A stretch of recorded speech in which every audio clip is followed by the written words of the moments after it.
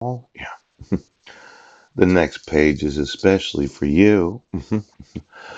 What I want you to do, yes, is start right now and set a goal for yourself. It's easy to do. Oh, and it's fun to first put down just what you want most, whether it be money or things. If it is money, put down the exact amount. That's important. Second, put down how much you're going to give for it. Yes. And what you will do for it. Also, a very important thing is to put down the time that you want to receive this thing or money. It's called My Goals. Yes. Now, let's look at my goals.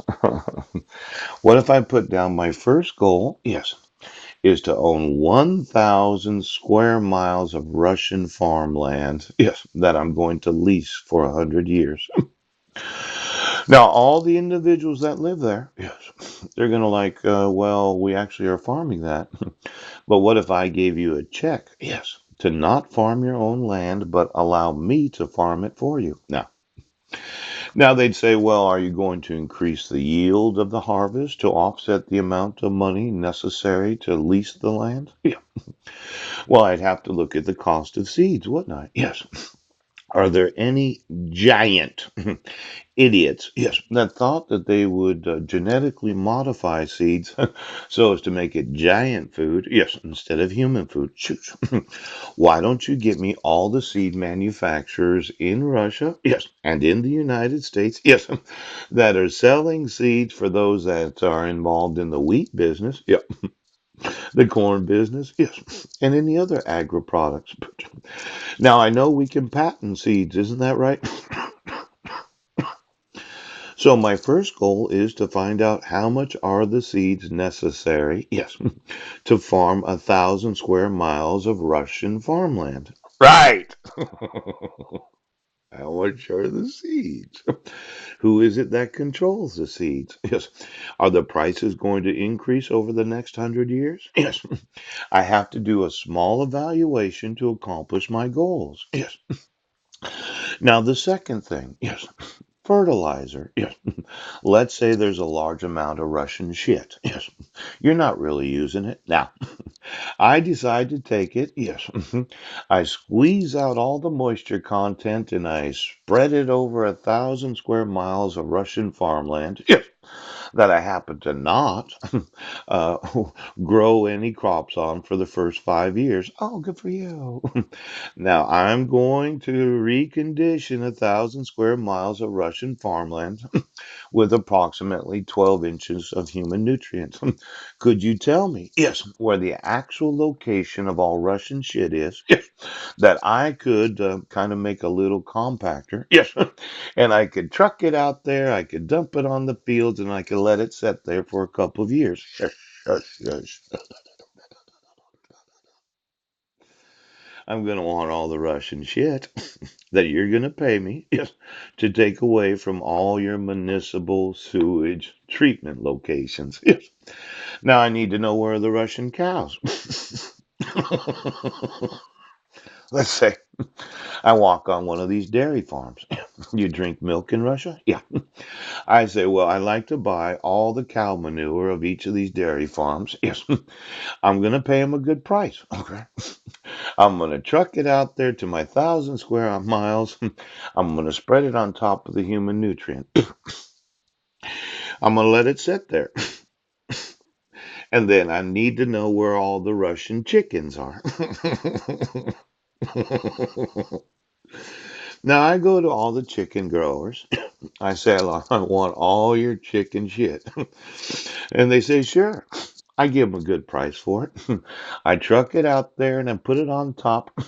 And I have a special new farm tool that spreads it out across the soil of the Russian farmland. Yeah.